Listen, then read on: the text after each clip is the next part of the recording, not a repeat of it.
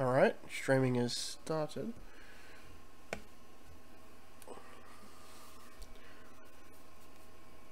Time to get the link.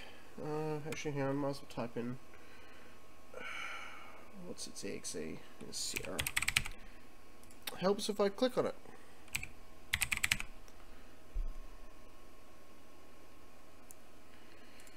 Alright, that's all working. Get link, scroll back up. Oh, actually scroll down. Pause that. Alright.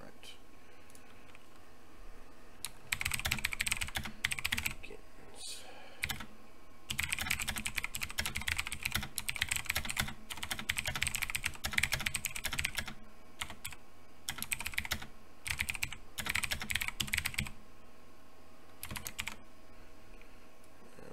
Copy that and put that in the Discord.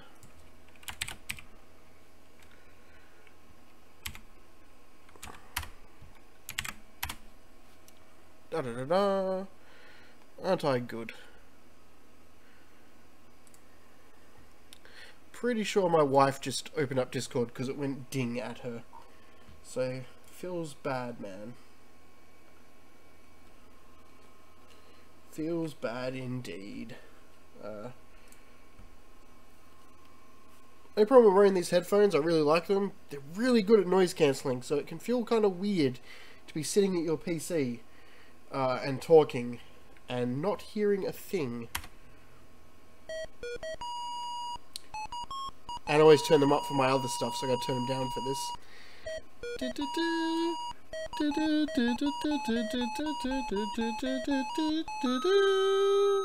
Sounds like butt. Hopefully that music's coming through, because on my screen it's just showing a very stable bar. The volume's not changing up and down much. Oh. Key grip.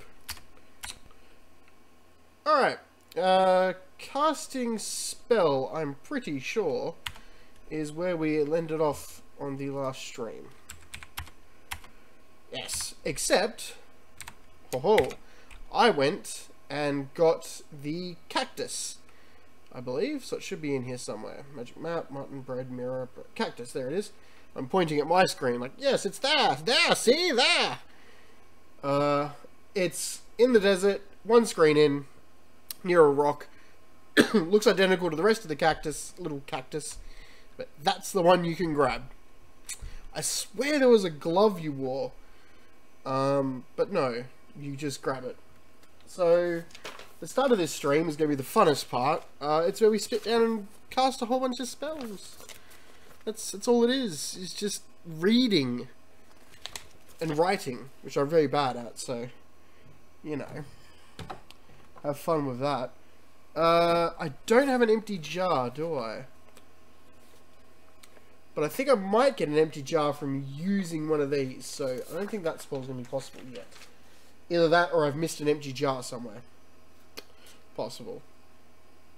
No, I do have an empty jar. Haha! Ah, I can cast this one. So I need a cup of ocean water. Spoonful of mud. Spoonful of mud. I know I got one. I'm just trying to see if it's in here. Thimble and dew, chicken feather, filings, ocean water, toadstool powder, bowl, persicle, coins, fruit, magic mat, dog hair, powder, fishbone, eagle feather, saffron, salt, mud. There we go. Pinch of toadstool powder, yes. Magic wand, yes. Empty jar, yes. Okay. So we've got to turn to LXXXIV. So that's 84, if I remember my Roman numerals right. L is 50, and 3 X's, that's 30, and IV would be 4, so, yeah, alright. That's,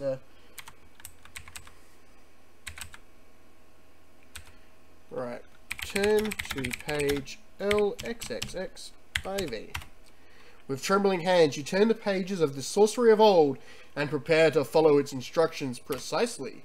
You know you must work with the utmost care. Every step is critical. Each must be done in the proper way, in the proper sequence. You tremble in anticipation, for this is copy protection. Spooky. Put a cup of ocean water in bowl. Oh. Yes, I have made a mistake apparently. There's no silver lining in this cloud, Gwydion.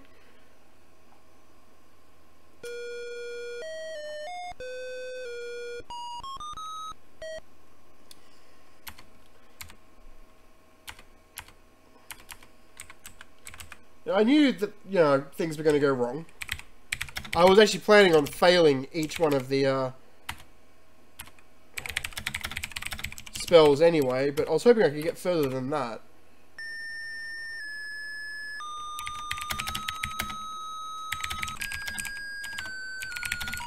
I was just hoping I spelled something wrong.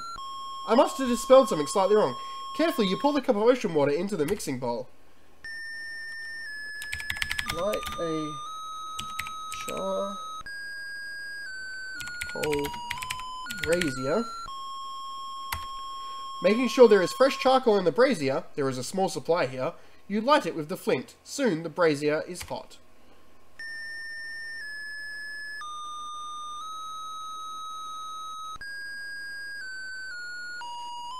Heat the bowl on the brazier. Being cautious not to burn yourself, you gently place the bowl of ocean water on the hot charcoal brazier. You watch as the salt water slowly warms, then begins to steam. You remove it just before it boils. There's like a whole like bracketed off area in this spell. You don't have to do that. It's just telling you what this tells you.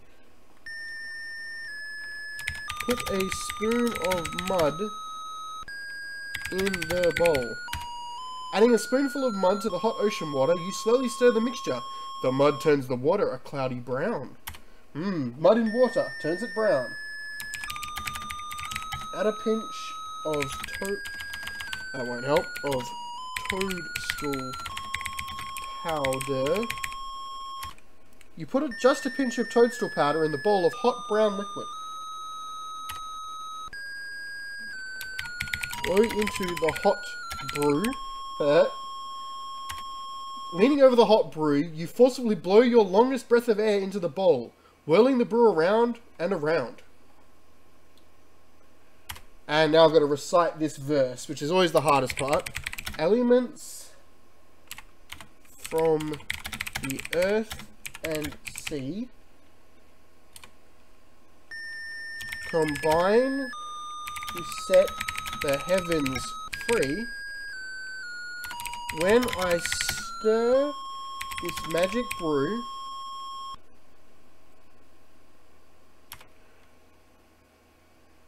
I did not make a mistake, game. I was still bloody typing.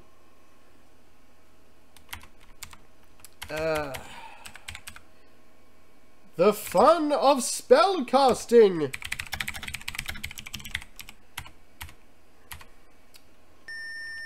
Put a cup of ocean water in bowl.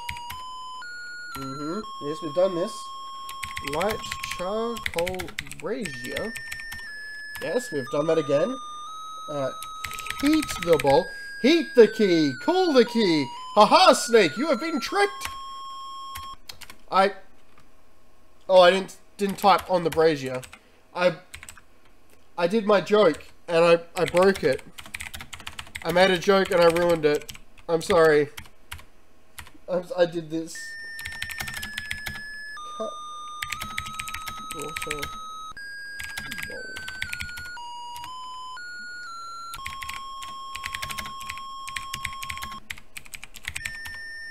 Now I love that these are still here in the GOG versions, but I also hate it. It would be nice if this was removed.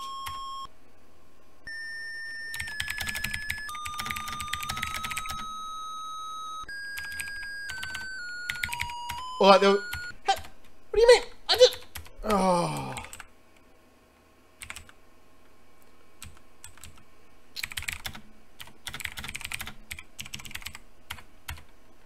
I am so fucking dumb.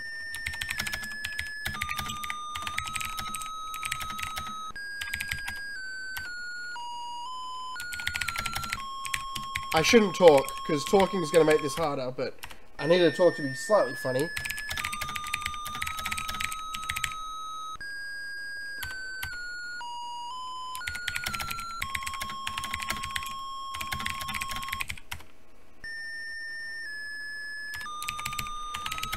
Pinch of toadstool powder.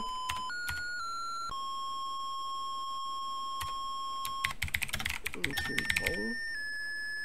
No, no, into the hot brew. Alright, elements from the earth and sea. I might have put the question mark at the bottom. Not question mark, comma. Combine to set the heavens free. Stop. When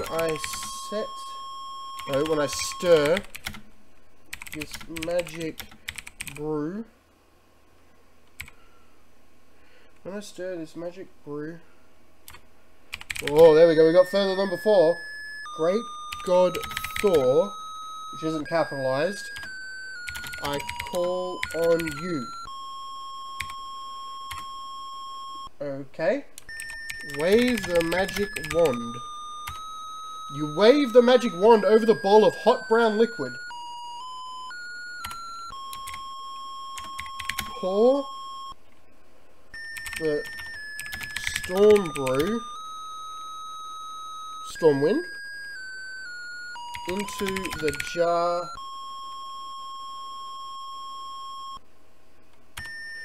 Waiting until the liquid is cooled, you carefully pour the storm brew into an empty glass jar.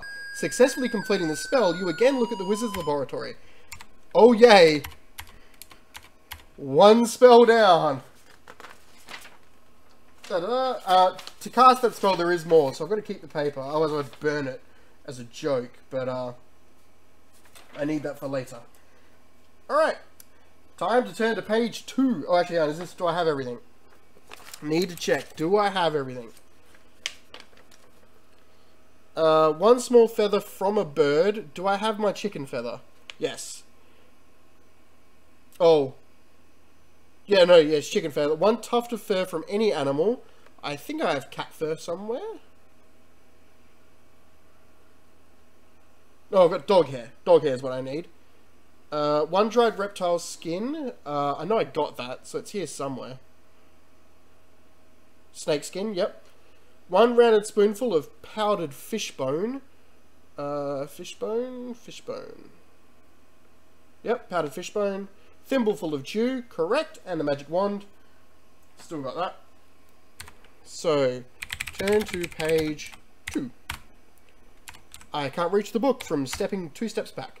With trembling hands, we blah blah blah blah blah blah blah. Put the small feather. I need like a bit of paper. I can have this up in front of me. In a bowl. Oh, actually, I should fail this. Hang on. Blah, blah, blah, blah. Stick hand in face.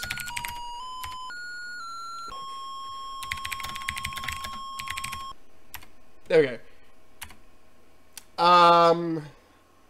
I have big ears, because this is one about listening to animals. You're all ears now, Gwydion.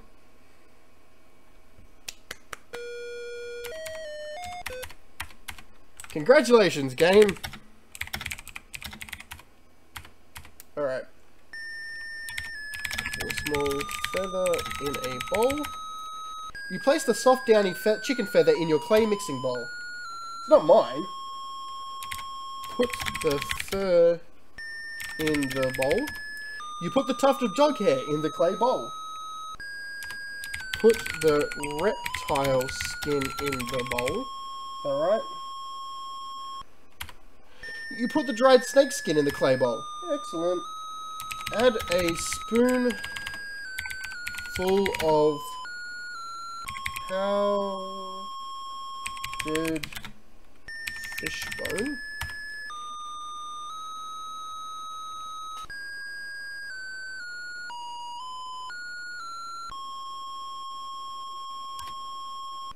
Oh, it didn't kill me at least.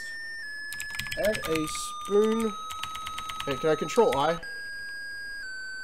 How's it spelling powdered? Yeah, this is the one that has the spelling mistake. I knew one of them did, and I was waiting for it. You can see, I don't know if you can actually see, powdered is actually in that, spelled wrong. So, you know, I'm trying to read it exactly how it says, so I don't bugger it up. And if you do that, you'll bugger it up.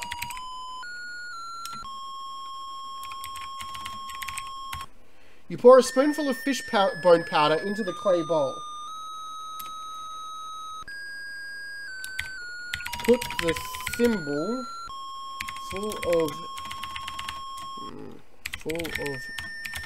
dew in the bowl. Oh, now something's wrong here, because I can't put it all here.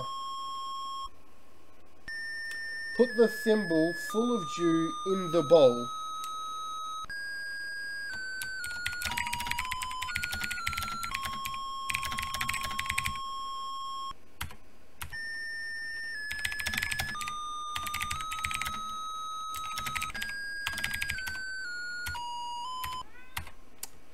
Alright.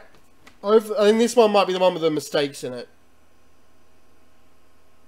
Because it doesn't seem to understand a couple of the words that it's asking me to use. Which would be funny, because this was the printout of the correct version, so, you know.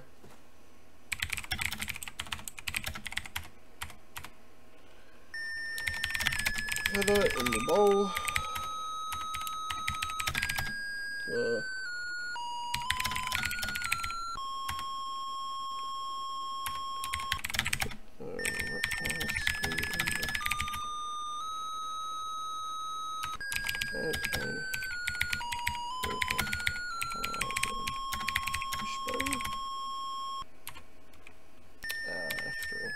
Helps if I actually spell it right myself.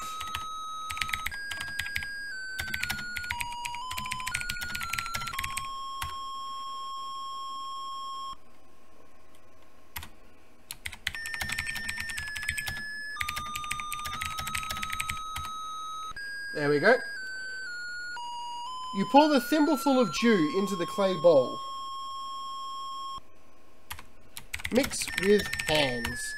You knead the ingredients in the clay bowl with your hands. It turns into a stiff, dough-like substance. Separate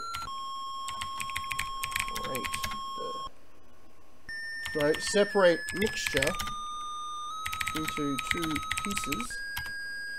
What's a separate? I don't know, game. You are telling me to use that word, so...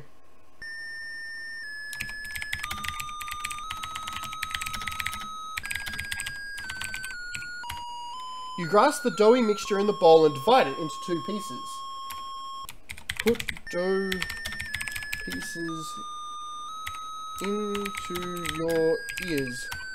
You very gently place the 2 pieces of dough in your ears and pull your hair down over them. You prepare to recite the magical incantation. Feather of fowl and bone of fish.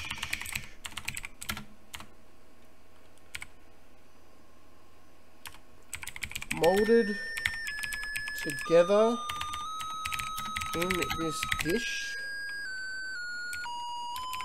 Give me wisdom to understand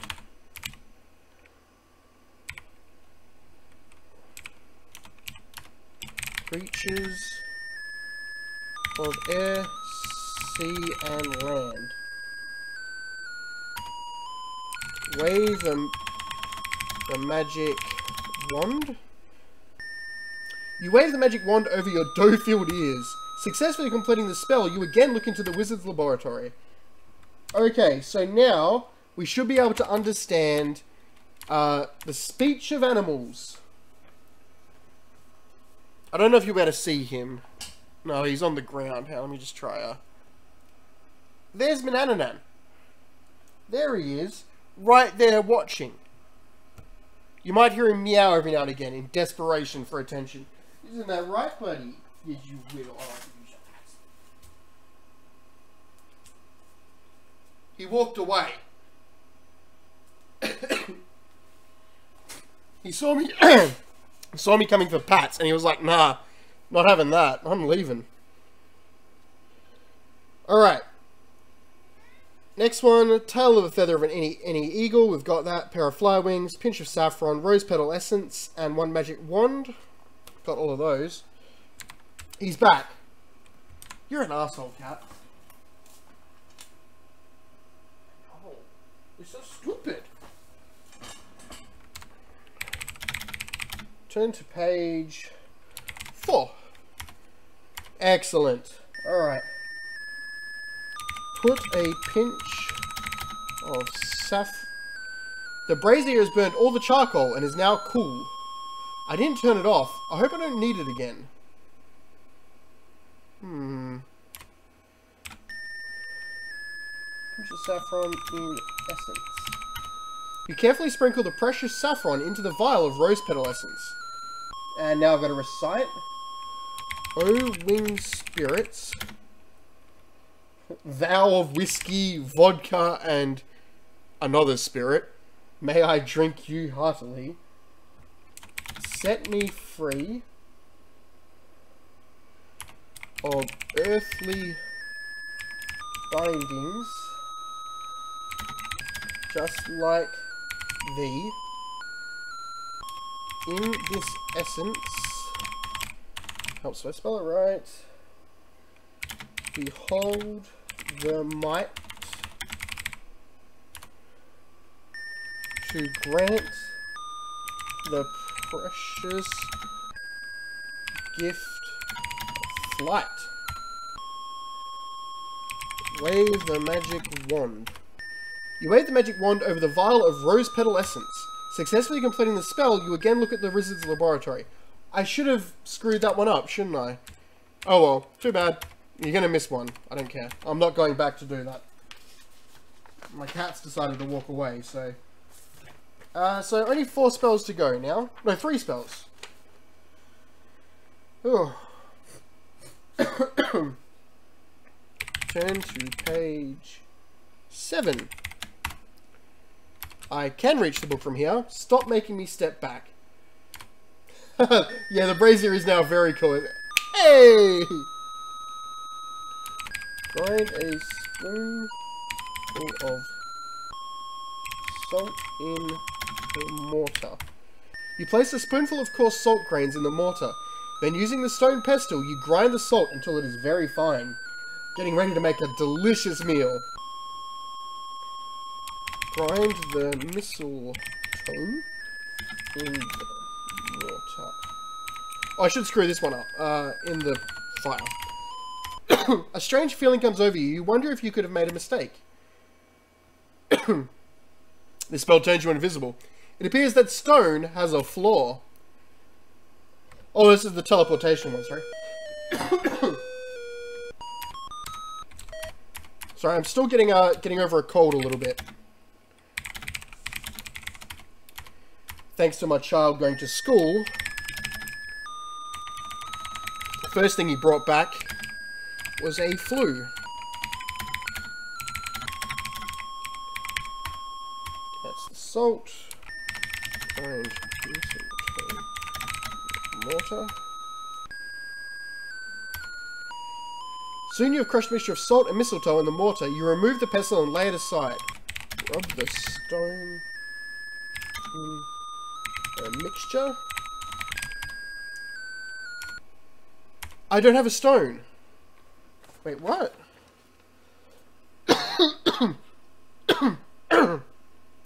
I don't have a smooth rounded stone of unusual colour at the moment. I thought I'd grabbed one. I guess I didn't? And I don't know where to get one. I assume it's along the beach or on the riverbed. So we'll have to come back to that one. That's unfortunate. And I technically don't have an empty pouch. But I do have a pouch, so hopefully this one will work. on page 14. Well, actually, let's screw it up. Grind acorn on face. Wait.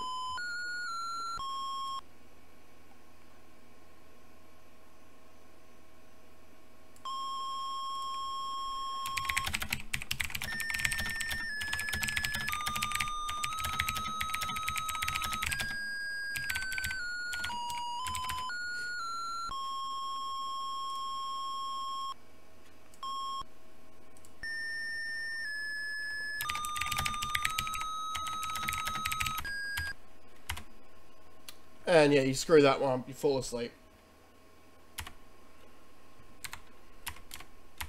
I assume that YouTube just went weird.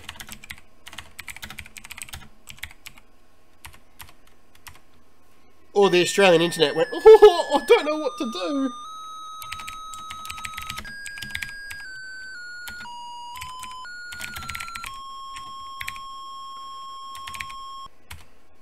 Putting the dried acorns into the stone mortar, you use the pestle to grind them into a rough acorn powder. And then you put them in your chocolate spread and you make Nutella.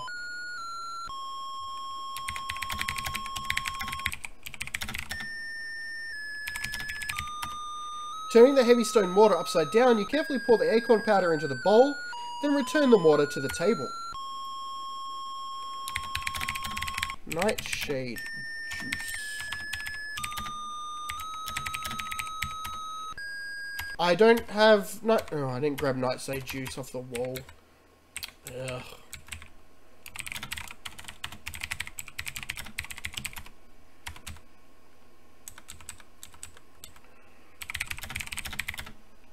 I thought I'd grabbed all of them, but I guess not. Acorn.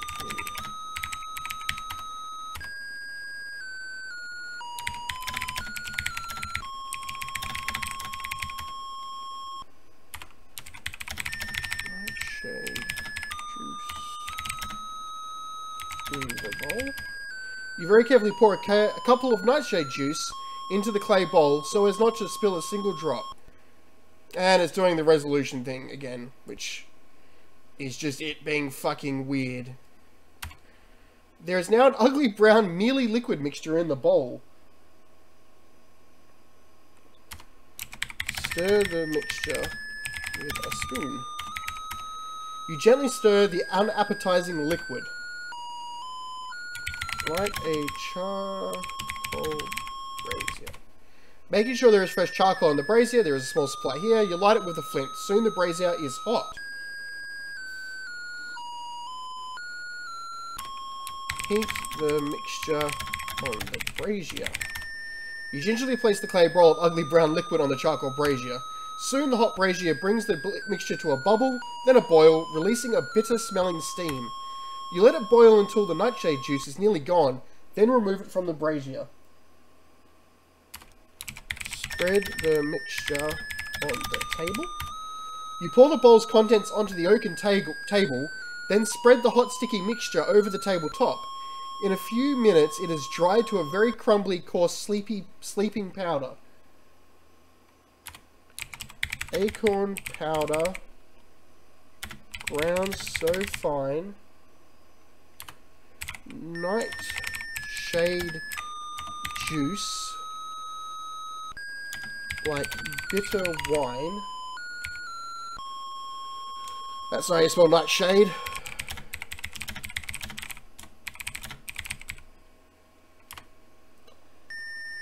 Oh, silently in darkness.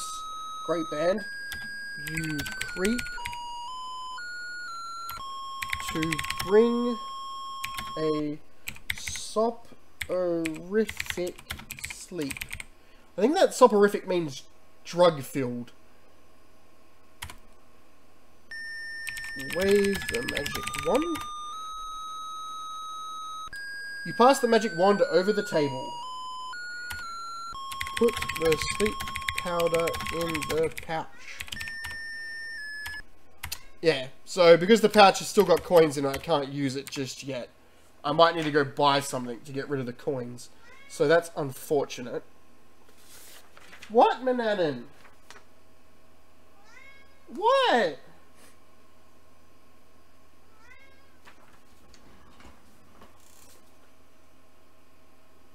You're a big dumb kitty, you know that? Tell you get a cat and all it does is meow at you. So, well, that was some minutes wasted because I can't cast those spells yet. Alright. One last spell to try before we have to go look for those other items. CLXIX. So, 150, 160, 169, or 100 and... Well, that can't be 11, because you wouldn't do it that way, would you? Yeah, so it must be 169.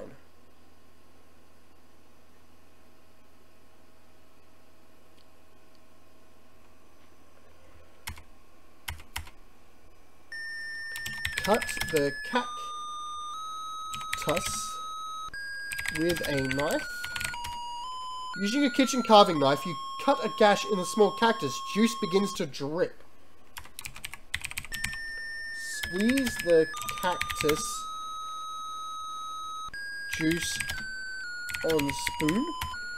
Grabbing one of the measuring spoons from the oaken table, you grasp the slick cactus in your hands and squeeze it until you have a spoonful of cactus juice. The small cactus is quite devoid of liquid now, so you toss it away. Put the cactus juice in the bowl. You carefully add the spoonful of cactus juice to the bowl. Put the lard in the bowl. You scrape the lard into the mixing bowl and keep the now empty jar nearby to store your finished formula. Add 2 drops of toad spittle. You cautiously pour the 2 drops of toad spittle into the bowl. Stir the mixture with a spoon. Using one of the stirrers laying on the table, you mix the lard cactus juice and toad spittle until it is smooth and blended. And now I've got to recite. Cactus plant and horny toad. Hoi hoi, you know what I mean? I now start down a dangerous road. Combine with fire and mist to make me disappear without a trace. Wave magic wand. You wave the magic wand. Put ointment in the empty jar. You scoop the invisibility ointment out of the clay bowl and return it to the large jar. Successfully completing the spell, you again look at the wizard's laboratory. Alright. So there's still 2 spells to complete. And we need the stone, and we need to get rid of the coins in the purse. So I'm going to be stupid and lazy and just check a walkthrough. Because I don't want to spend like hours just like grinding around like, oh, how do I get the stone in that? Alright. Just gotta find one that's not like horrible. Alright.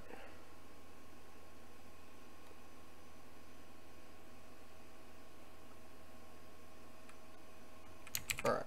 So I want... No, I want stone.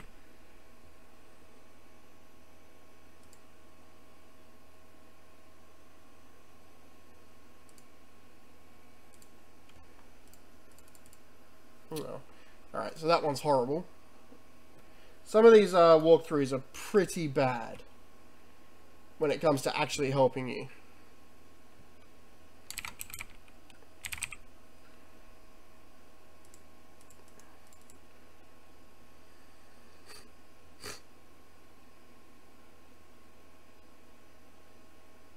This one's literally telling you to teleport around, so that's the one that's like you can't beat the game without teleporting.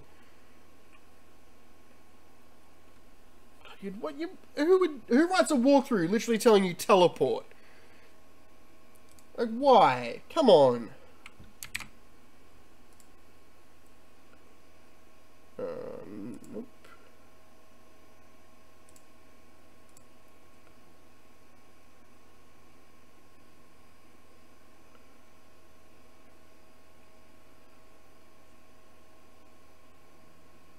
Alright, so I know where to get that from at least. So where's the one with the pouch?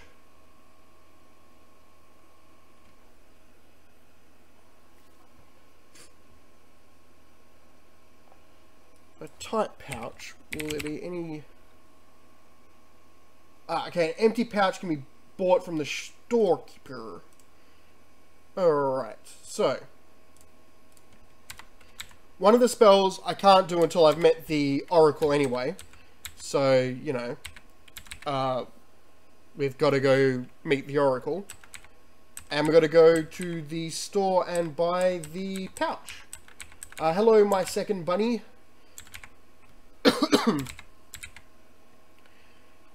I'm sorry that YouTube's being weird and doing the thing where it keeps saying the stream resolution's wrong. I'm streaming it at 480p, and I'm not getting any dropped frames. I'm not getting any, like, thing in OBS telling me that it's gone wrong.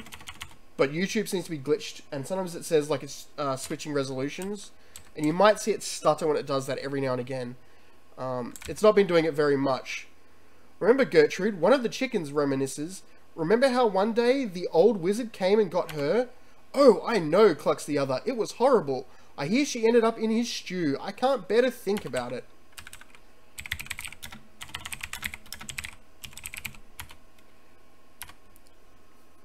So, we can hear chickens now. I don't want to hear chickens. Chickens are butts, but we can hear them. Cliff. We also better hear some other animals around the place, like the birds and the squirrels. I believe the squirrels say something like they're taking over the world, and now that we've heard them, they're going to chase us down and kill us. But that shouldn't be a problem. I'll just reload if we hear that. It's like switching dimensions, but easier.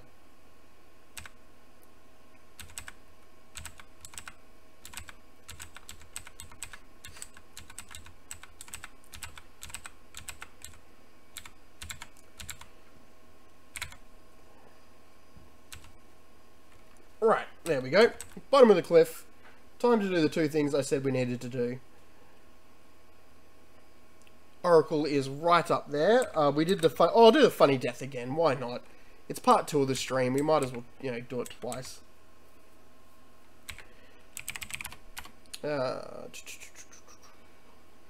What to save at? Let's just save over this. Right. This is my favorite death in the game. I said it last time. I really love this animation. As you touch the sticky web, a giant spider drops down from her lair in the tree above. You attempt to escape, but her sticky web holds you fast. Nom nom nom nom nom nom nom. And then she's so happy she dances!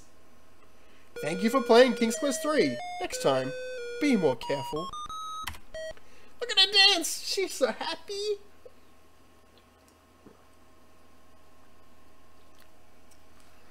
That spider is just like having a ball. Alright, so we don't want to do that. Instead, which I think it's better if we do it off the screen. I don't think it happens if you're on it. We want to cast the spell to turning into a eagle. So,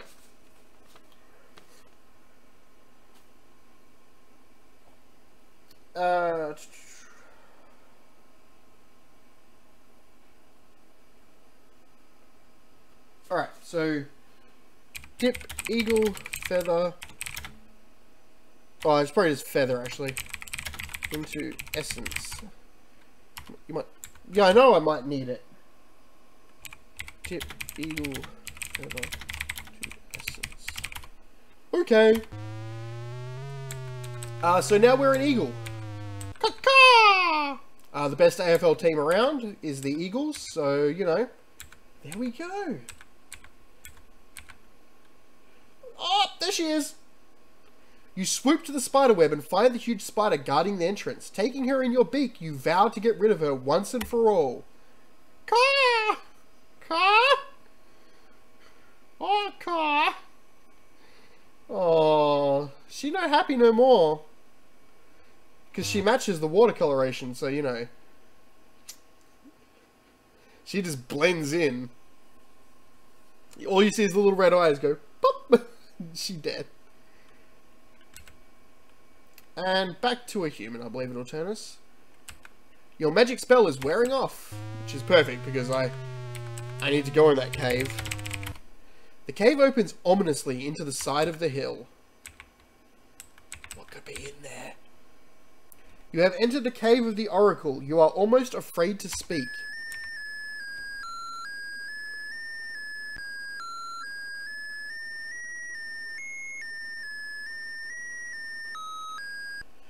The Oracle remains silent for a long time. Finally, you hear a hollow voice that seems to come from far away.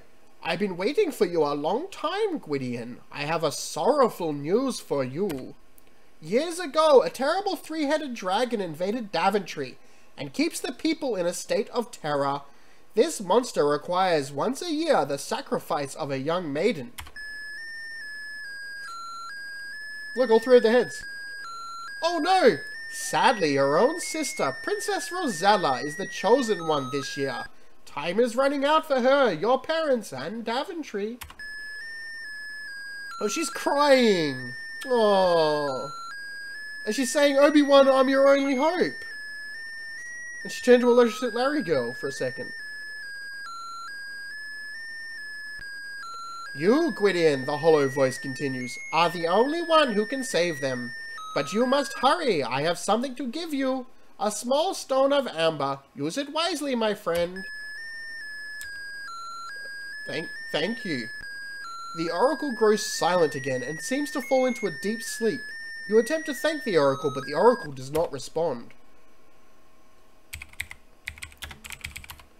The clear polished ball of crystal rests upon a stone dais. Within it you see a kaleidoscope of bright colours and flashing lights, occasionally blurred by dark, ominous shadows. The Oracle appears to be deep in meditation. If you've seen one rock, you've seen them all. I bet it's like amber. Okay, what's it called? Alright, that's a stone, that's why. No, it still won't. There we go. The stone is smooth, rounded, and an unusual colour. Somewhat like that of amber. Well, is it bloody amber or is it not, game?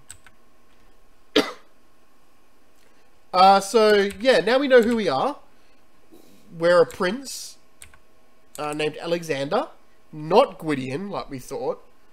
And for a long time at least, our homeland, which we were stolen from, has been serving up women to,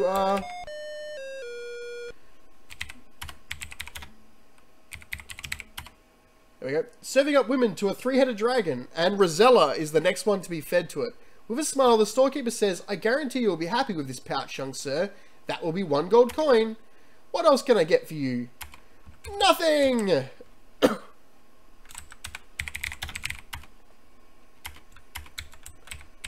Teleport me up here. Come on, teleport me up here. Oh.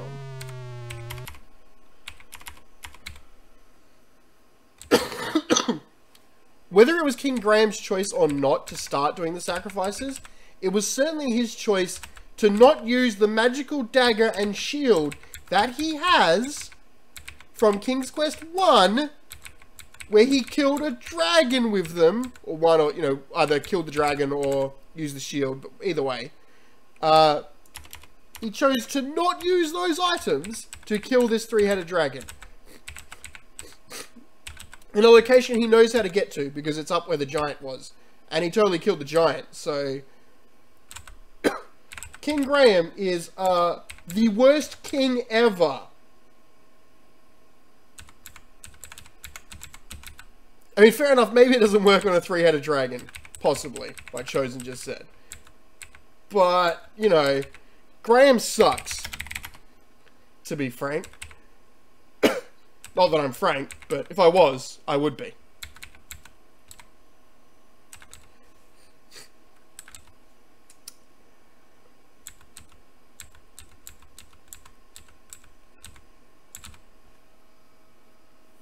So yeah, Graham, not the best king in the world.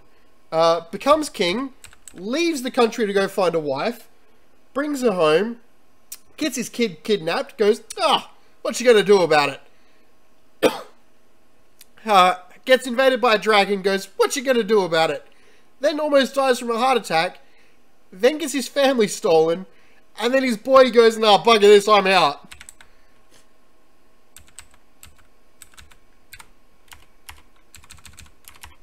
Alright, I need to blow my nose. Part of that whole having a flu thing.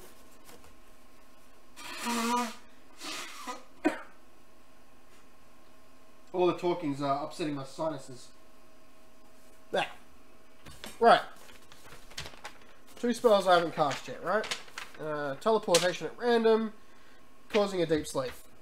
Excellent. Well, one of the writers is a hack. The other one's El Low. And I don't know if I'd call him a hack. Spoonful of salt in the mortar. Grind the mistletoe in the mortar.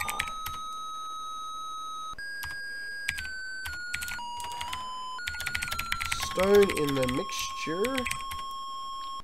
You place the beautiful amber stone in the stone mortar. Very carefully, so as not to miss a single spot.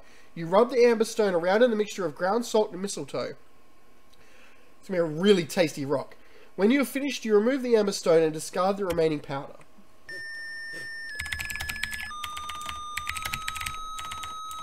I mean, this is going to be a really tasty rock. Smack! With this kiss, I thee... That's what he says to, Cosima. Impart power most dear to my heart. Take me now from this place hither. I don't think that's the right word, hither, for that. To another place far thither. I don't think thither is a word either. Wave the magic wand. You wave the magic wand over the encrusted amber stone. Successfully completing the spell, you again look at the wizard's laboratory. Whew. Another spell. I don't know how much of this story Elo wrote. I don't think he wrote any of it. He is a programmer on this game. But, you know, someone had to get all the credit. And this one's at least semi-interesting. A lot of Roberta's King's Quest games are just retelling of fantasy. And this one is, you know, is the beautiful maiden is being sacrificed to the dragon. Brave knight saves the maiden. But there's at least this whole interesting slave boy becomes a wizard in it that, you know, a lot of her games sort of didn't have. Right. Acorn in a mortar? For it was the mortar. Powder in the bowl. Put the nightshade juice in the bowl. I didn't get the nightshade juice, so that's on me. I knew that as soon as I was typing it. I was like, I don't have that. I've buggered up. But I thought it'd be funny. No, it's gonna be grind acorn.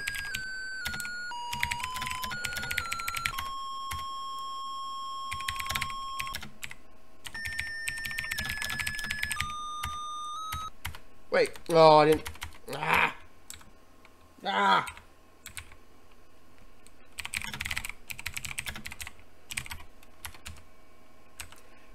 It's very possible he did some level of, like, script editing or something like that.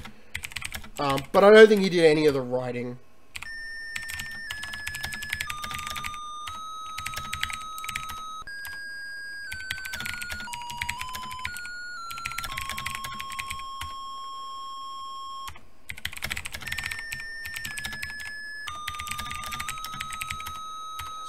So much writing.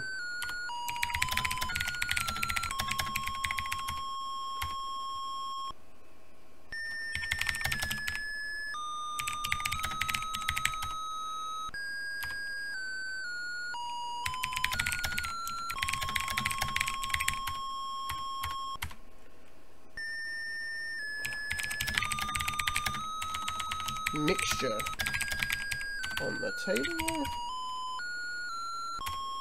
Acorn powder. Brown so fine. Get me high as a kite. Shade juice. Bitter wine. Silently in darkness. Still a great band. Creep to bring soporific sleep. I apparently made a mistake in that spelling, so, you know, good on me. I thought I had it so well. So, yeah, someone asked Elle for a joke, and he said, I'm all ears now. Yeah. Actually, I'd bet he wrote most of the pun. I spelled soporifically.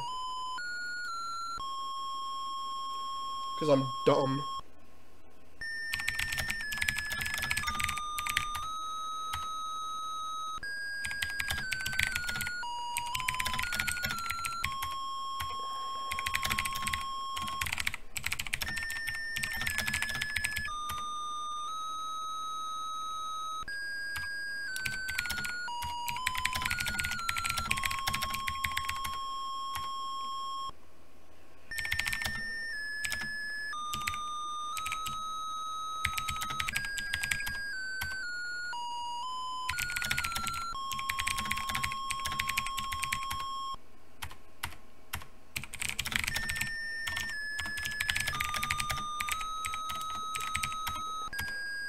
There we go. Back to this again. Acorn powder. Ground so fine. Right. Shade.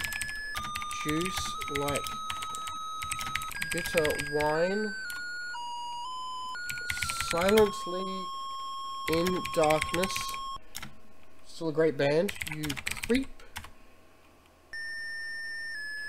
to bring a soporific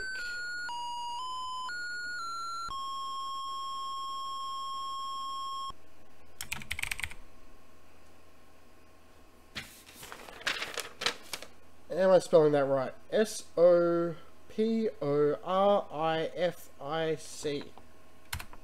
Yes.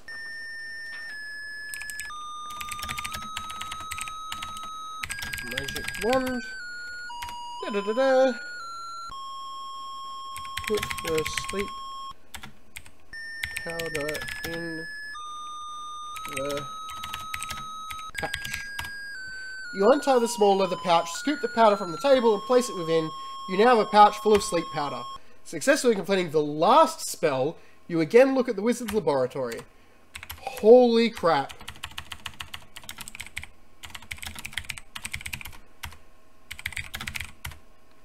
We're done! No more of that! Let's see if the pirate ship's here. It is! A large ship is tied to the dock. I can overwrite the bandit stuff.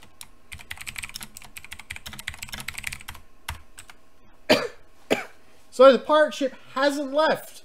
I was worried that because I killed Manananan so fast, the pirate ship would be gone. But it's not. The life of a seaman has definitely taken its toll on this grizzled old sea dog. His skin is brown and cracked from years in the salty air. His voice rasps from too many smokes and too much rum. And he stoops from countless swabbings of countless decks. His clothes are none too clean either. Oh.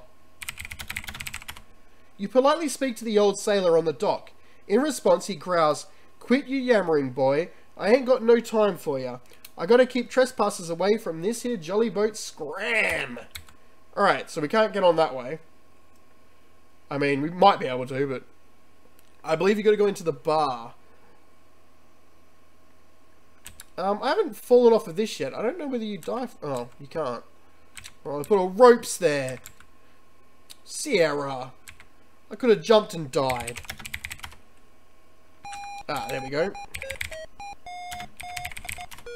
What's a people? One of the ratty seamen yells to the barmaid, "Wench, come over here with more rum." The sailors have obviously been drinking heavily for some time and are very loud and rowdy.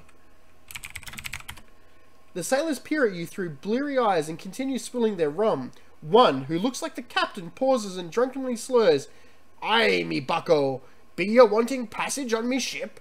What you running from? Ah, it's no matter as long as you got gold. Let's me see how much you got." Yeah, L-Lo did that bit. That was L-Lo. This character right here is L-Lo.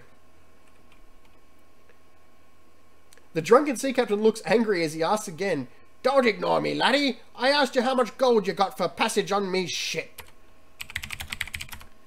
As you bring out the purse, the captain snatches it from your hand and says, "Aye, lad, I sees you do have a wee bit of gold. It's less than me regular fare, but I'll give you passage anyways. We'll be waiting for you at the wharf, but not for long." The captain and his men down their rum in one long draught and then leave the tavern. That's not a draught like I used to say it, that's a draft. Bloody heck, they're fast!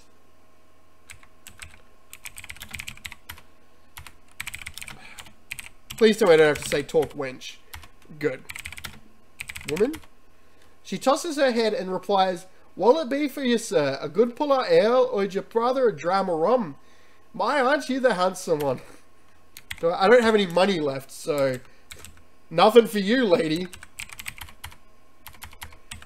To the pirate ship, away! If you hang around too long, like say if you haven't done all the spells before you bought passage, and you have to like go back and do all that, you can fail. The ship just leaves. And I don't believe the ship comes back. You better get aboard, boy, or we'll sail without you. Yeah, so probably should do that. Uh-oh. As the gangplank is drawn in, you hear the captain shout to his men, "Take his things and put him in the hold until I figures out what to do with him." You have a sneaking suspicion that you have made a big mistake. These are pirates.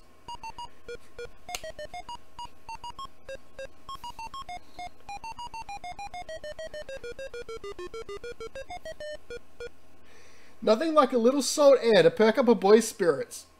All things being equal, you might have enjoyed this ocean voyage. However, you have found your accommodations to be slightly less than satisfactory. Should have taken the desert route instead.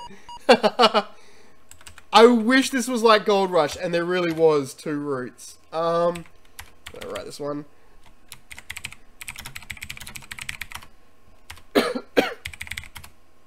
You're in the dank cargo hold of the pirate ship.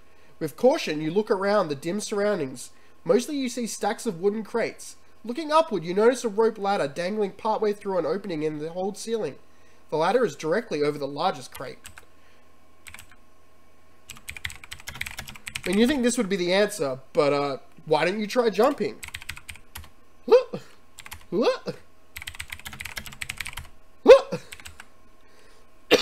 So that's not the answer. And I didn't listen to the little things, so hopefully we can listen to the rats. Damn.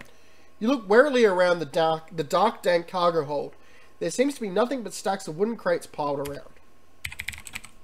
"You know the pirates buried treasure," you hear one of the mice say to the other. "What about it?" asks the second mouse.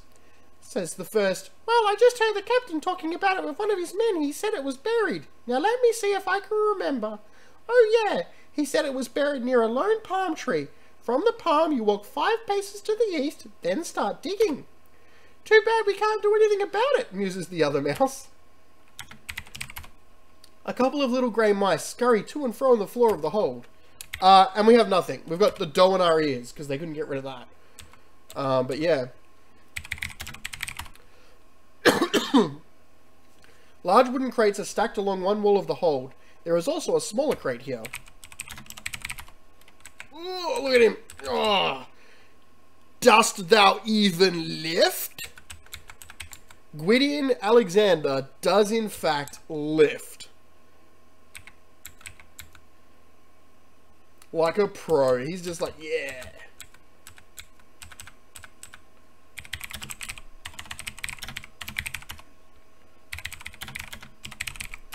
Whoops.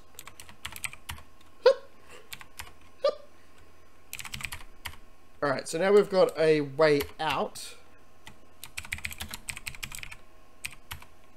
That's not how you spell escape, that's how you spell escape. Hup. I think you can die from this. Plonk. Thanks for playing King's Quest 3. Next time, be more careful. That's a lovely one, that one.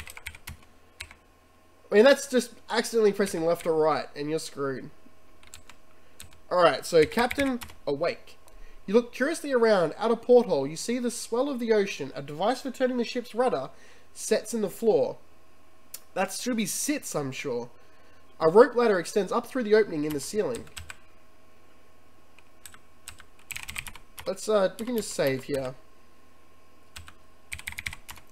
You have found yourself below the lower deck. They keep the ship's lifeboat stored here. That's a very bad place for it.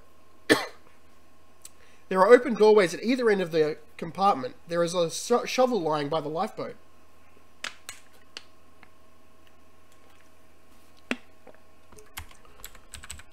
Can I take shovel? I need the shovel, so I should take the shovel. I think if I walk in there, he'll be like, "You, get away!" The captain doesn't want you snooping in his quarters. You're in trouble now. I'll not tolerate you snooping around me quarters, the captain thunders.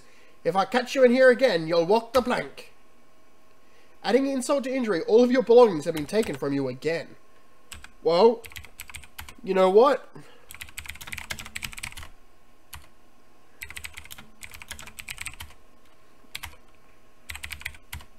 I'm gonna go do it again. I want to walk on a plank. That sounds fun. Yes, yes, yes, wake up. Wait, where am I? The captain doesn't want you snooping in these quarters. You're in trouble now.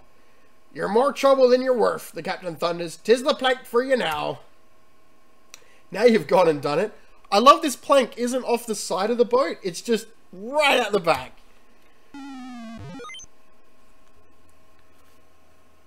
As you sink beneath the waves, you hear the crew rooting for the shark. Arseholes?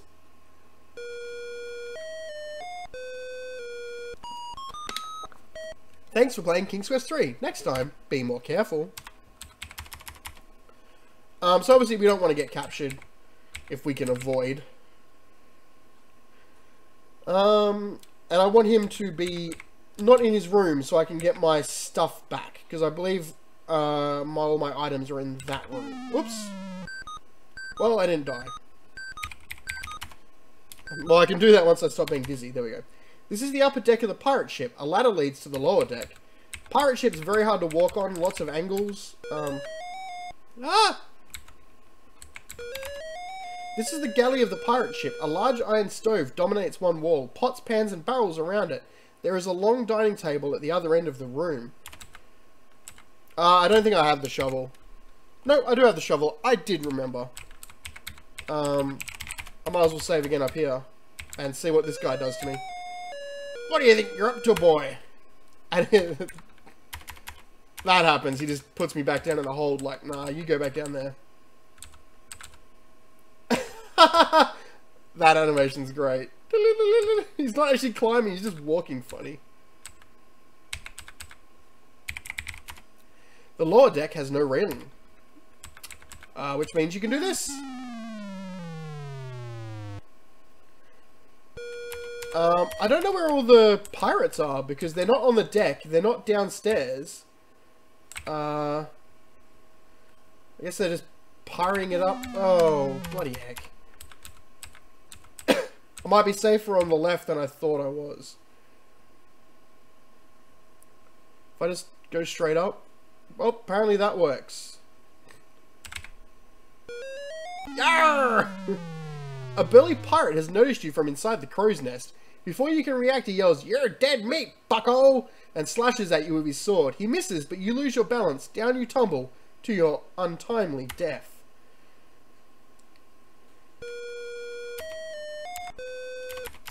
So, you know, that's no fun. And I need my items back, Captain. Oh, he's gone. I believe it's random, like, whether he's there or not. Or it might be after a certain amount of time, like, it becomes random. This must be the captain's cabin. He seems to be a bit more tidy than his mates, as the room is clean and orderly. Against one wall rests his bunk, with a large chest at its foot. Across the room is his desk, with a chart tacked to the wall. Let's look at the chart. You stare at the chart tacked to the wall. It traces the route the ship is now sailing. It leaves Ludor, crosses a wide ocean, and arrives at the foot of a mountain range. An X has been marked at the arrival point.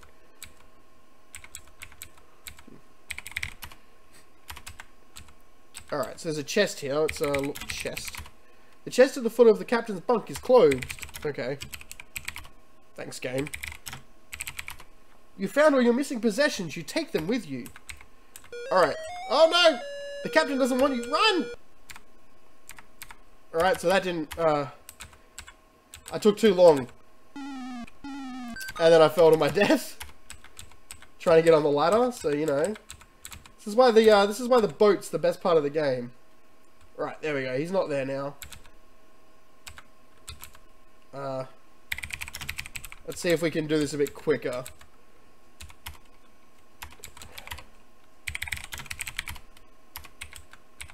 Run! Run before Captain comes off of that thing, which I walked out and looked, but he didn't see me apparently. Alright, so we have all our items back. Might as well return to the hold. Just for a second at least. Alright. We need to cast the sleeping spell. You have now mixed a powder for casting a sleep spell over whoever is nearby. To cast the spell, pour the sleep powder on the ground or floor in a dank, dark place, then recite slumber henceforth.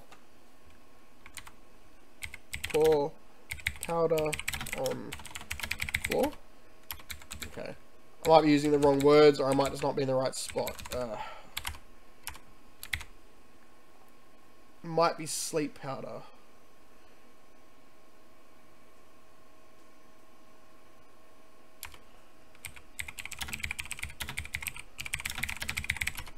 Okay. Slumber henceforth. As your sleep spell takes effect, a silence suddenly descends over the ship. Wait a second. Who's steering this ship, you ask? Unfortunately, there is no reply. With no one to steer the ship, you are doomed to drift at sea forever. So, I did it too early.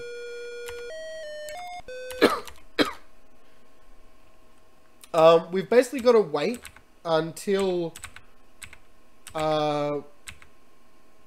we're close enough to the shore, I think, if I remember right. Which, you know, knowing me is probably wrong. And I believe that's just after a certain amount of time on the ship. It might be like 25 minutes as well, which would be unfortunate. I don't want to save on here. That would be dumb.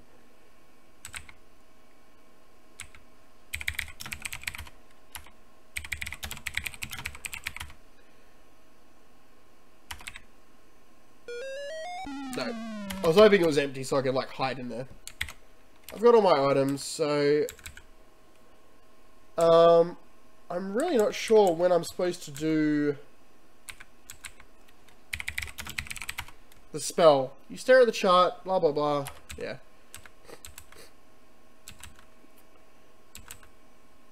So I know you've got to put them all to sleep. But I don't know why you've got to put them all to sleep, because I'll use the feather to fly to land once I hear land ho.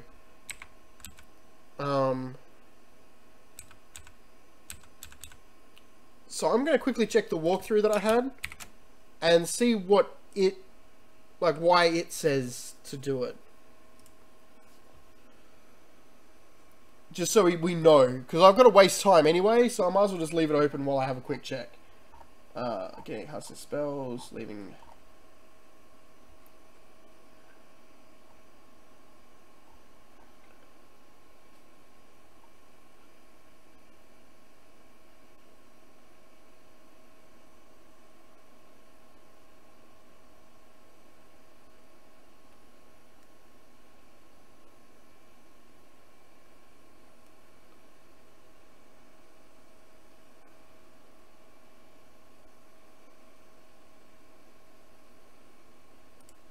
Alright.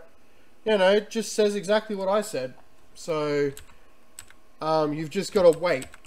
Apparently, you can look map. So that's us there. So this is actually the chart now, even though I didn't take that, but our magic map is now showing the chart. And we've got to wait till we get, like, over this direction somewhere. And that's going to take some time, so I'm going to talk about other stuff. It's F8 to get out of this, right?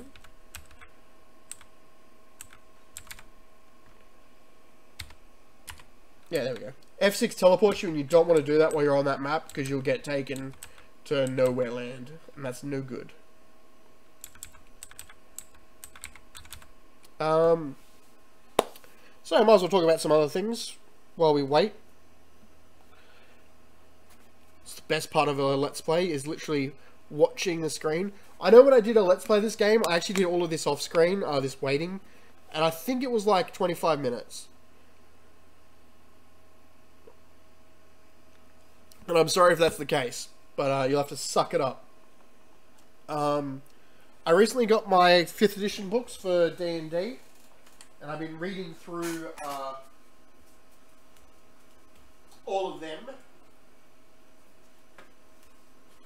And I'm going to say, the artwork in these books is pretty good. So, there's the player's handbook. And I've been having a lot of fun reading all the character classes and the descriptions. The way the character classes all have like branching sort of paths now really helps define like what they do, but still offering enough freedom to a player to go, you know, I don't want to just be the stock standard fighter, I want to be more focused on a specific thing, or, you know, my backstory is more important. Especially than what 4E allowed. Obviously, you know, it's not 3.5, and that's what I'm used to, so it's going to take some getting used to, but they seem like they're pretty good versions of the D&D overall. Definitely a lot better than 4. There's also this lovely map that came with the Curse of Strahd, which you're not going to see very well, but this side is like all of the, I don't know if you can see that. This side's all of the castle, and the other side is the valley itself. Hopefully that showed it off pretty well. I mean, it's not close enough for you to zoom in, but yeah, it's very well detailed. It's actually a proper geographic map with the lines to denote steepness of grade. So looking at it, you've actually got a very good idea of like the way the ground slopes in that, which I really enjoy because I learned how to do it when I did orienteering, like how to read it. But as a person who draws maps, I can't draw it. So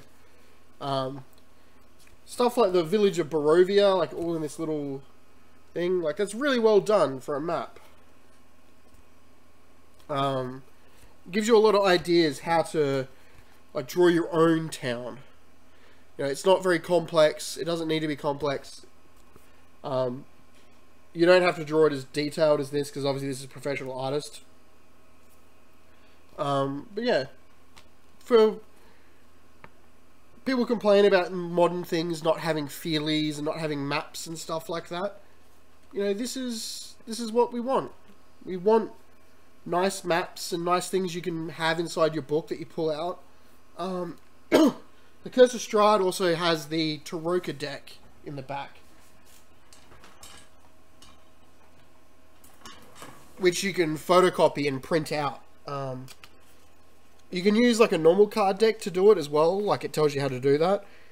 but you can also buy it really cheaply. It's under $20. It's not much more than buying a real pack of cards, like proper cards. The actual deck itself, which I would have liked it if it was really colourful, like Ultima, I think it's Ultima 6 came with very colourful cards, a very colourful tarot deck.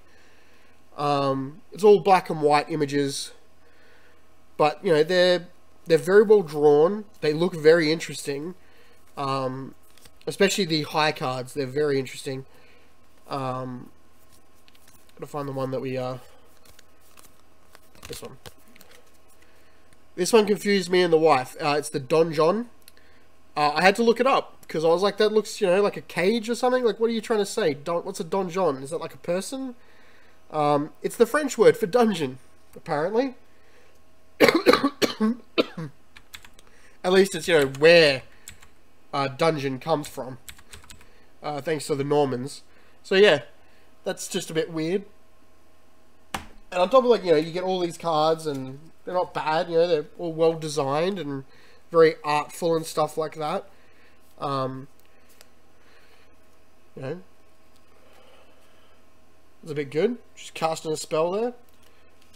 You also get a little bloody game to play with it. Prophet's Gambit, which is a version of poker that uses this deck. There's the swords, runes, stars, and something else. I can never remember what it is, and I can't be bothered looking it up. Other the suits, but they only do 1 to 10. They don't go to the kings and all that, because all of that's in the high card deck, which technically has 2 more cards. So this whole deck is 54 cards, not 52. And the poker game, the Prophet's Gambit, the way it works is it's 2 rounds of like playing or risking, and risking means pulling a high card, and random things happen based on what high card it is, and you end up with only 3 cards in your hand. You end up with a fake card no one else can see but yourself, and a focus card everyone can see, and then you try and make a poker hand like on the way to that final set of 5. Which, the way that all the randomness works, you know, you might start off with a straight in your hand. You know, you can get a straight, but by the end of the game you've only got a pair, because everyone, like, the high cards got played and other people had to play cards. And what do you think the pirates will do with the boy they shanghaied? A little grey mouse squeaks to a companion. They'll probably make him a cabin boy, answered the other mouse. What happened to the last cabin boy they had? Didn't you hear? They fed him to the sharks just for sport. So if you know, I paid $16 for that. Not a bad price. I got an extra game which I play on my son and the wife, and it really adds to the Ravenloft world. So I'm really hoping we get more Ravenloft out of 5th edition, because it's just a level 1 to 10 adventure in that book, and you know, you could keep using that to like make more adventures in there if you wanted to and you were smart enough.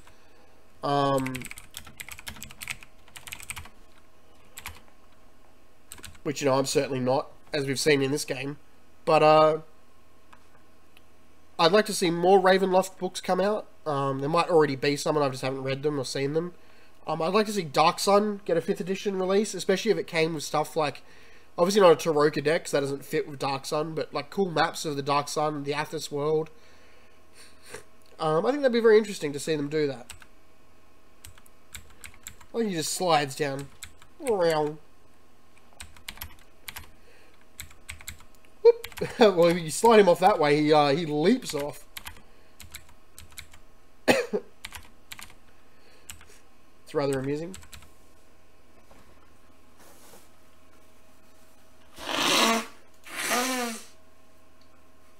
I'm really looking forward to playing some 5th edition with the family.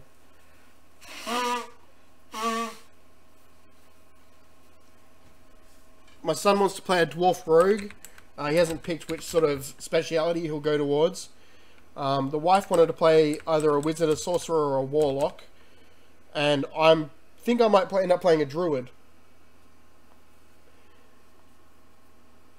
You listen as 2 mice talk to each other. One says, I heard the pirates talking about bringing a cat on board. No, don't scare me like that, exclaimed the other mouse.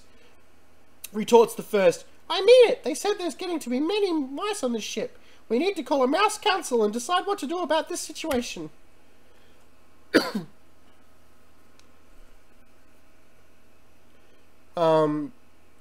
So yeah, I was going to play a druid. I was thinking maybe playing a halfling druid, because we need someone who can heal in the group. I think wizards now get some healing spells. I haven't checked the spell list, but there was talk of, like, in the wizard, like the sorcerer and the wizard one, of like some of them being healing spells.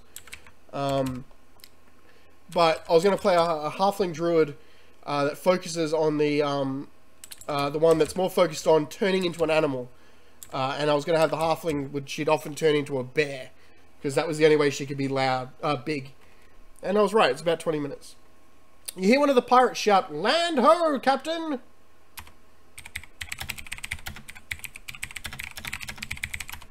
Okay.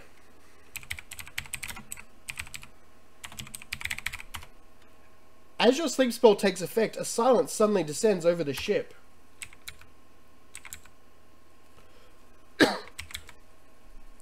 From what I'm reading in the core rulebooks, it's very 3.5.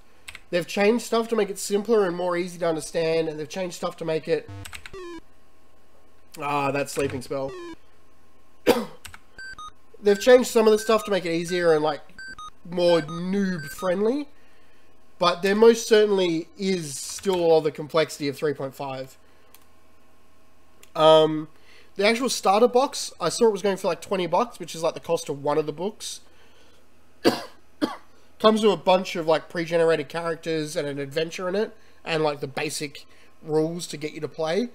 So it wouldn't be a bad investment. I invested in the starter set for Shadowrun. The 6th edition was the beginner box, which came with a bunch of like, it's the rules, but they're all very dumbed down and very like, there's no rapid fire or firing more than one bullet a turn. It's just all simplified. And we also got the 2nd edition, or the 2nd level of starter packs, which is the Elfaware box, which is bigger. And that includes like more, it has like maps in it, it has spell cards, it has a bunch of stuff to help make play easy. As well as an increase in the complexity of the rules. And then there's the actual 6th edition book. So starter kits at the moment are quite helpful. They're not rip-offs, they're not just cheap, you know, flabby things. They're actually quite a lot in them. So I would recommend it if you want to like actually try it and see. No, hang on. It's dip, not put.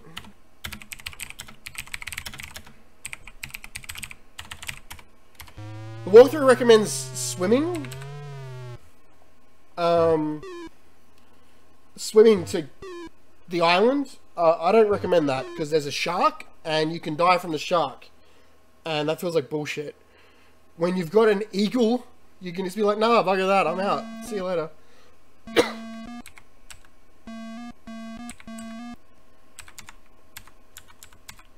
I just remember I need the return to being a human. Eagle be gone, myself return.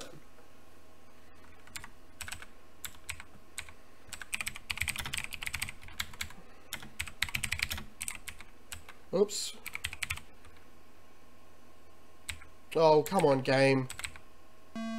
Thank you. The urge to fly and soar is left, so you head for what you hope is a safe place to land. There we go. And we found the lone palm tree as well. You're on a small beach to the south of a looming mountain range. Alright, so...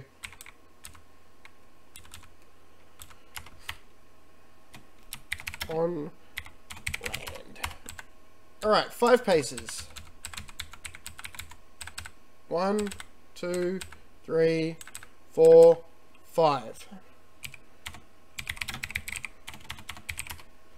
Will I find it on my first dig? You have uncovered a small chest. You remove it from the hole and open it. Inside you find precious gems and ingots of gold and silver. You close the chest and take it and its contents with you. Ta-da! We found the treasure.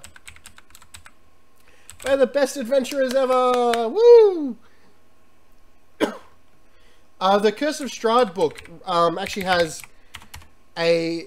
Like, obviously in D&D you get experience for killing monsters and for doing things. Your Dungeon Master gives you experience. It's got a second way of doing it, which is a much easier way. Where it's, whenever you complete one of the major events in this story of the actual Curse of Strahd, you gain a level. And they're like hard events, they're defeating boss monsters and stuff like that. Which when you're writing your own D&D adventure, that's what you do. You're like, okay, this is the point that I want them to have got to level 2, and this is the point I hope they've got to level 3, you know, unless they've gotten sidetracked and stuff. So it's a nice way of making it a bit simpler for you, instead of having to work out the exact experience for each one. You're at the foot of the high, snowy mountain range. A cliff looms before you with a tricky path winding its way up the steep face. Which we shall walk until we get to the Yeti, and then we shall cheat by using the magical stone. Because that Yeti is bullshit. Yeah, climb on the rock. Yeah, look at that climbing animation. All 3 frames of it. I'd also love to see... I haven't played Spelljammer, but I'd love to see Spelljammer come back, and I'd love to see Planescape, which is the Sigil sort of like one where you go to Sigil and you use that to go to every plane available. So they're fun ones I'd like to see come back. The snow-capped mountains advance forever upward. A narrow path skims along the top of the precipitous ridge. As you look down, you see the steep cliff below you. The other good thing about 5th edition, which I know I'm saying a lot of good things about it, is that it's very closely tied into 2nd edition AD&D. It brings up lots of characters like Drizzt Do'Urden.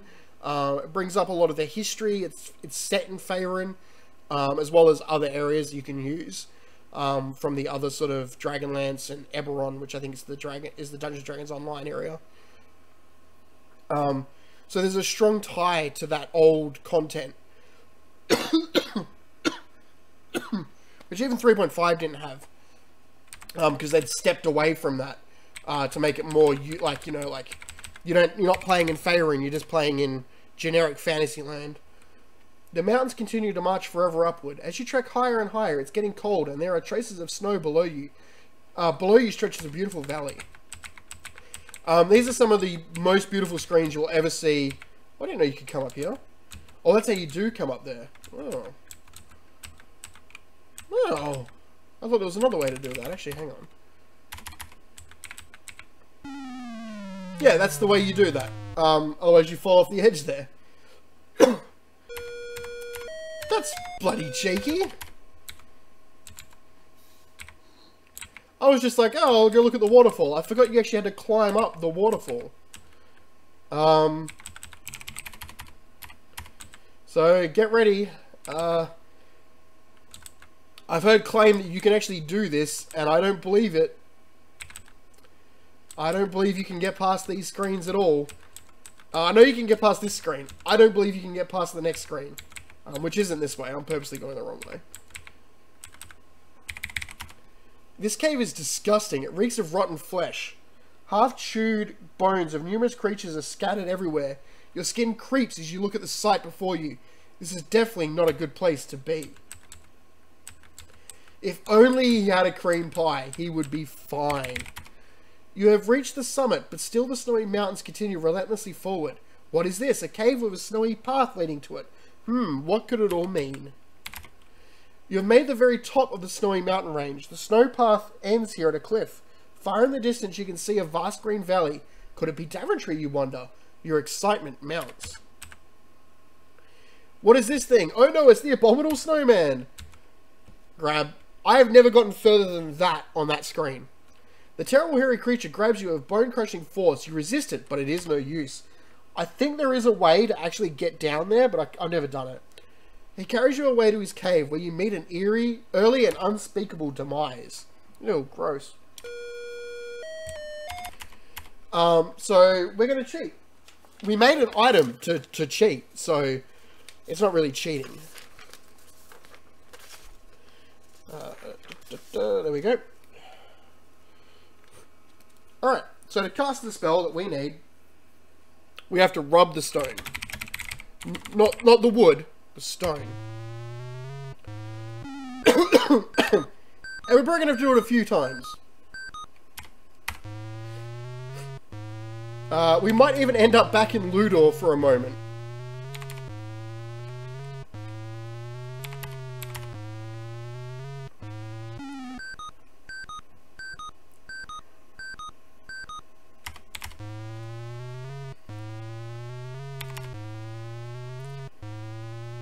Doing a lot of stone rubbing here.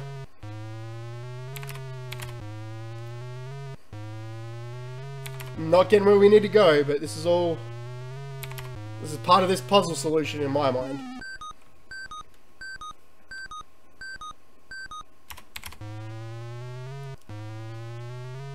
We're only looking for one screen, so that's what makes it kind of hard. It's got all these screens it can throw us to. Whoa, that's a dangerous one. Watch out for that one.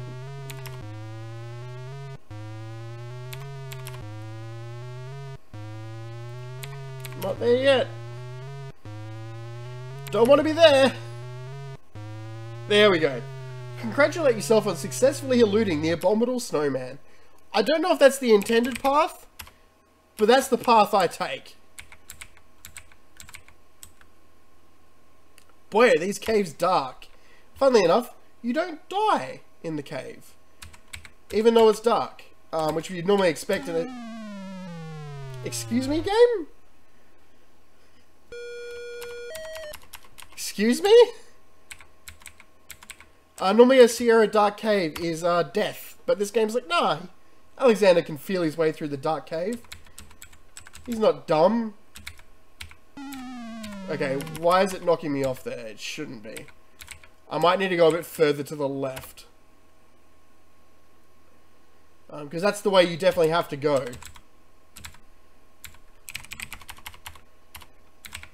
There we go, I just had to go further to the left. Alright, now I've got to go down, and I think I've got to go... Not there. Not there at all.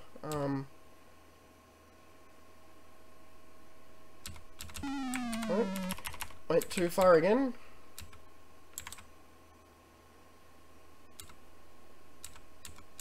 The caves are safe, but the cliffs. Watch out for the cliffs. Okay, you can't go up, so it's down further. I didn't think it was down further. I thought I had to climb up there, but I don't think there's an animation for climbing up, so that might be the reason. Nope. Oh, bloody heck. So the problem with this part of the game, if you're off by a pixel, you will fall. If you accidentally climb up where you're not supposed to be climbing up, you will fall. Accidentally get your foot on the wrong pixel, you will fall. Doesn't help I don't have diagonals. Okay, I can't go through it. I think I have to go. Come on. Come on, through the dark cave. Through the dark cave. Thank you, Gwydion. There's no way of using the magic stone to get further than this either, I don't think. I'm pretty sure this is it. This is as far as you can get with a stone. So you can't cheat and keep rubbing it to get further. But we beat the cliffs. We're almost at the end of the game. I've really almost beaten this. I didn't know if I was actually going to pull it off. I thought the pirate ship might be too annoying. A lot of lovely lands to walk through. This ending to King's Quest 3, they put a lot of effort into these screens. You only see these screens once. You walk through them and that's it. Whoops, you slipped. And that's what stops you from going back, obviously. We're now here. You successfully fall for 20 meters before you hit the bottom. You get a 4.1 from the Russian judge. You know, Sierra being Sierra. I think you can go further than this. Yeah, there we go. There's a well that's all blocked up with rocks. I had dreams about this well when I was a kid. About, like, pulling those rocks out. The countryside of Daventry looks as if it had once been beautiful, but now trees are charred. A chasm splits the earth, and wildflowers no longer grow. Nearby is an old, broken down well that someone has filled with rocks. It's useless now.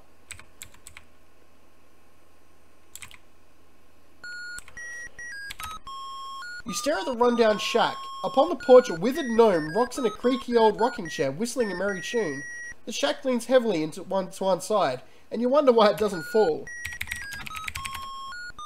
This gnome looks to be at least 100 years old.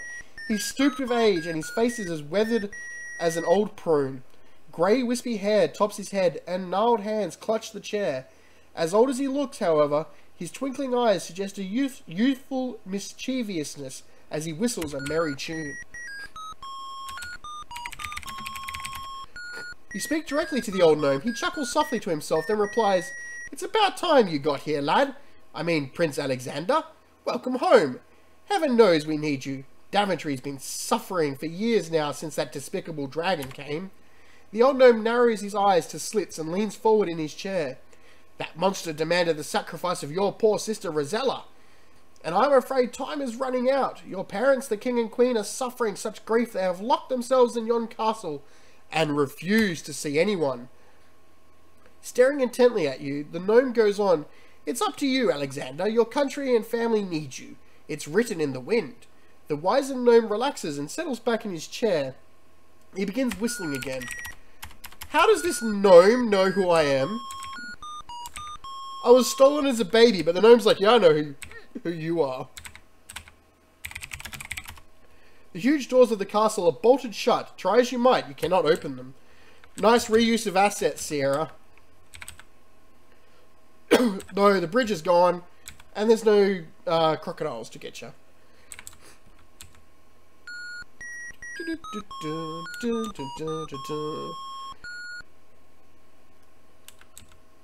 Yeah, he's just sitting there like, "Hurry up and die, daughter. Had enough of this day. Oh, so boring." The Oracle's younger brother's roommate's cousins thrice removed. That's good. That's good. I like that. Oh! Yeah.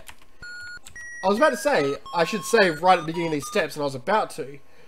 I don't have a diagonal stick, so this is going to be really bloody hard. I might need to rewrite the numpad in the DOSBox configurator key, like the button binder, so I can actually diagonally walk up the stairs.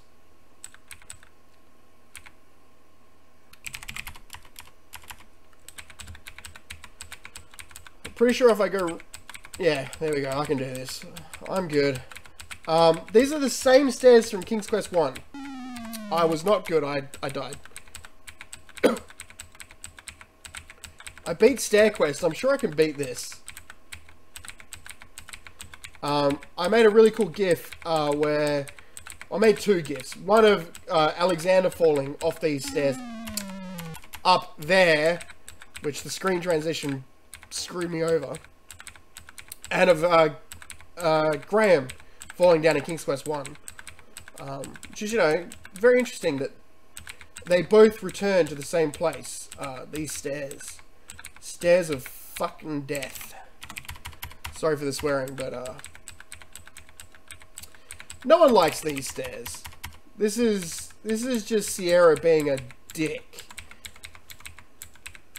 It's easier with a diagonal, but the diagonal isn't perfect. You will be pushed into the wall and need to walk slightly down. So it is, you know, completely possible with just two keys as well. There we go.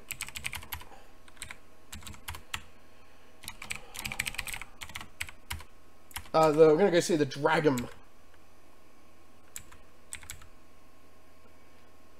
It feels strangely hot up here.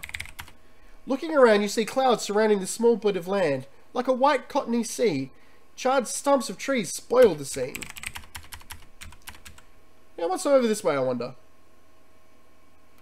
This mystical cloudland may never cease to amaze you, but it has ceased to support you. Enjoy the trip.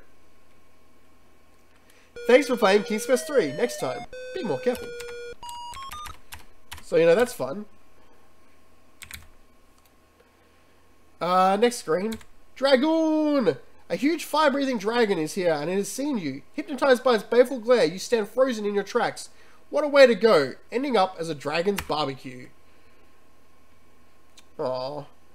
I actually thought there was a tar lake in the background, but it's just a, it's charred earth. So we need to use one of our spells. Actually, we need to use two of our spells. We need to use invisibility and, storm. So invisible first. The ointment only works in a place where there is both fire and mist. So literally this is the only place in the game you can use it. So we need to rub the ointment on body.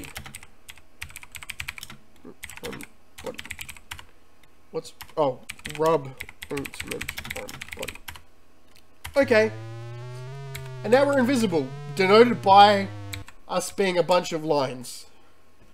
And on top of that, we need to cast the spell for a storm. Alright.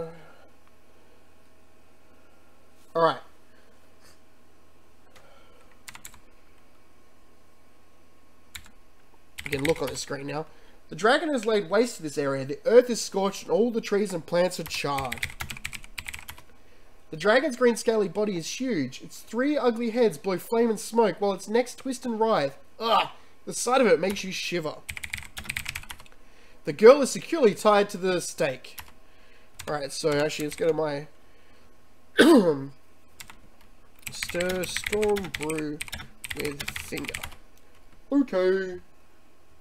And then we need to write brew of storms. Churn it up. Burn these now. Yeah, look at that. Bolts of lightning strike the huge dragon. He howls in pain and falls to the ground. Dead. Yes, Graham did have his daughter tied to a stake. Your magic spell is wearing off. Perfect timing. The dragon lies dead upon the ground. He was no match for the fury of your magical storm. So yeah, Graham is a... Like, this isn't the story of Rosella, like, I'm going to sacrifice myself to make my dad be a real hero for once. She doesn't want to be here. She's not happy.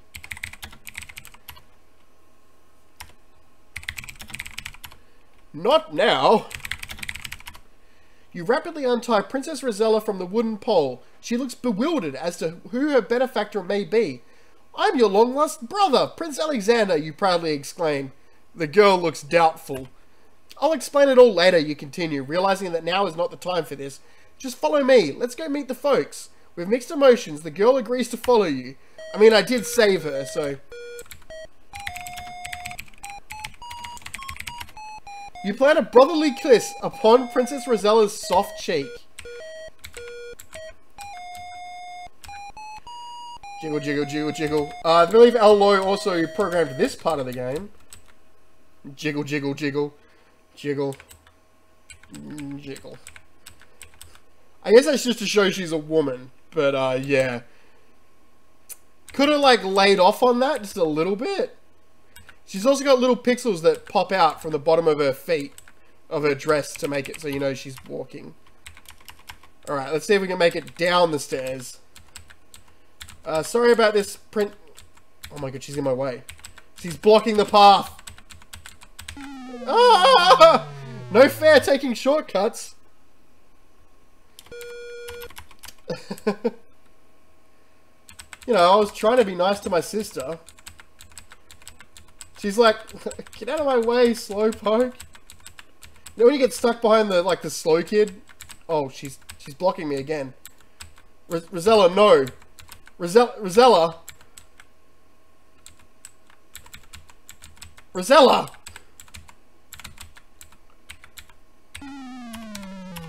She's blocking me on the stairs. I can't beat her. No, Rosella. I might have to. I might have to shove Rosella. Rosella!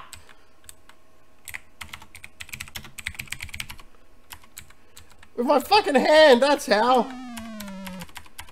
She's right in the way. I don't remember this.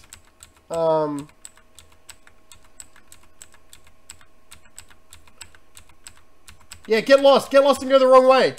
Oh, she's still... Like... Rosella? Rosella?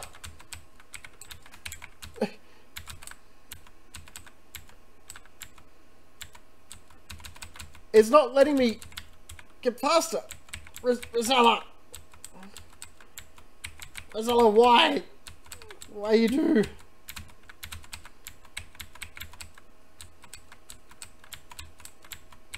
It really won't let me get past her.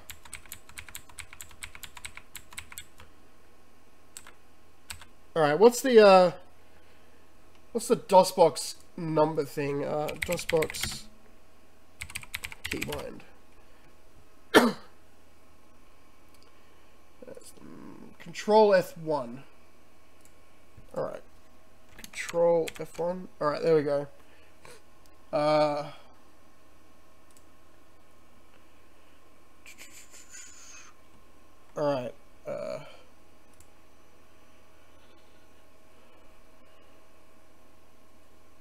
I'm going to use page... Well, that should be page up. So delete. Add page up. This one. Page down. Save. Exit. Alright, hoping now that I've got the diagonals, I'll just be able to, like, boost down. Yeah, there we go. I don't have the diagonal for that way, though. Oops. That need to be 1. Add. Delete. 7. Add that one. Save. Exit. There we go. It's also pressing delete normally, so that's fun.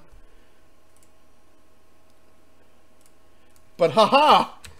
I have beaten it, and I shall now delete them so that they don't ruin other games.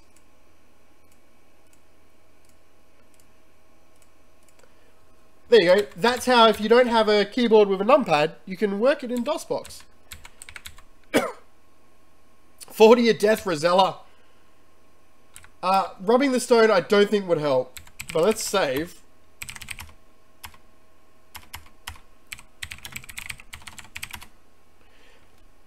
There is no time for magic. Take Princess Rosella home now. You butt. No. Oh, yippee! You did it, Your Majesty! The gnome squeals in delight. I knew you could save us all. King Graham and Queen Valenice will be overjoyed to see you two. He claps his gnarled hands. I must run ahead to announce your arrival. The gnome spryly scampers forward toward the castle. Catch him! He's for dinner! The castle doors are wide open to welcome home a long-missing son and a much-loved daughter. So loved, we didn't even bother to rescue her ourselves. Atop the castle, the banners proudly wave. The heavy feeling of oppression is gone. Hope has at last returned to Daventry. It looks the same as before. So once again, reuse screens. Good work, Sierra. You nervously enter the throne room with your sister, Princess Rosella. Rosella in Australia is a tomato sauce, by the way. That's also kind of bird. Before the twin throne stand your parents, King Graham and Queen Valenice. There's the magic mirror they could have used to find out where we were and rescue us. At any time. Graham and Valenice are overjoyed to see you. Alexander, where have you been all these years? Your mother exclaims. As your father, I'm so proud of both of you. But where have you been, my child that was kidnapped? What? Also, like, Graham's yellow, she's red, and we're both pink. I don't know why. I assume to match their, like, King's Quest 1 and 2 coloration. What a joyous family reunion. You are home at last.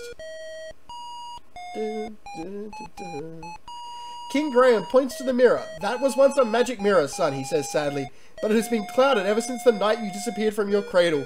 Cough, cough, bullshit. Oh, the clouds are gone. It could have helped us. But, you know, Sierra wrote, nah. Before your astonished eyes, the magic mirror clears and shines anew with brilliant clarity. Queen Valenice cries in delight. The terrible dragon is dead, our children are home, and the future looks bright for us all. King Graham lovingly retrieves his adventures hat with the red feather. With emotion, he tells you, Alexander Rosella, this old hat and I have been through a lot together. Now it's time he had a new travelling companion. He flings it in your direction. Or, nah, I've got to do Legend of Larry 1 and Space Quest. He did them at the same time. Which is why... No, he did Police Quest 1 and Legend of Larry 1 at the same time. Which is why, like, the chick in the sports car and the lady at the end of Legend of Larry 1 are the same character. Up and up it gently asks. You raise your arms to catch it, and so does Princess Rosella! Exclamation mark. Down it comes, nearer and nearer. The end.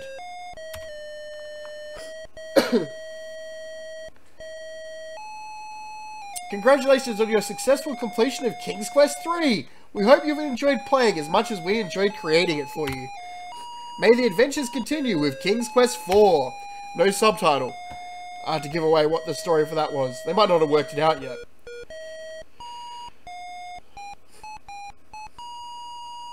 So time's still moving because the mirror's still going, but that hat's just stuck in the air now. And I missed 8 points. I don't know what I missed 8 points for, but I missed 8 points. So this isn't a perfect run through of the game. Don't do what I did. I'm wondering if it's going to go to credits after the music runs out. Or if it's just going to recycle and keep going. So it's actually almost been 2 hours, which means I beat King's Quest 3 with only a tiny bit of walkthrough help in 4 hours.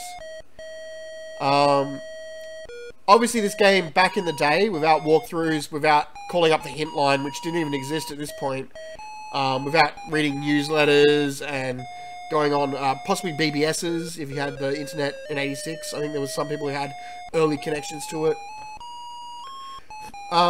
You know, this wouldn't be 8 hours, this wouldn't be 4 hours long.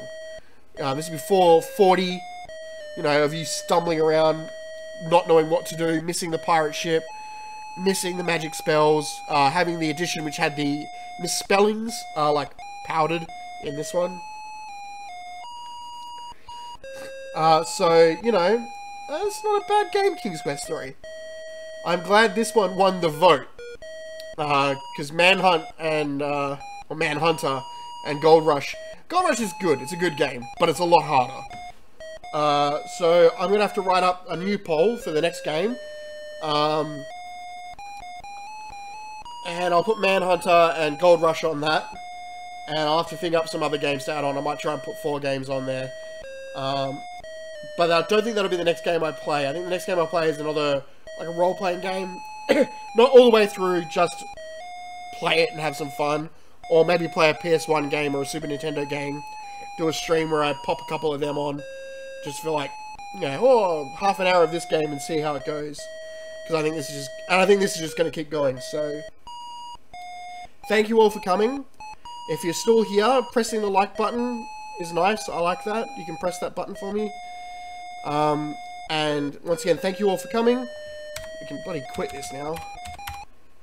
Yes. Thanks for coming. And I'll see you in the next stream, where hopefully I've gotten over this cough that my child brought back from school. So, see you then. If you could type... Alexander is the best King's Quest hero in the chat so I know that it's over, or press stop streaming. Thank you very much. Oh, we can't say that.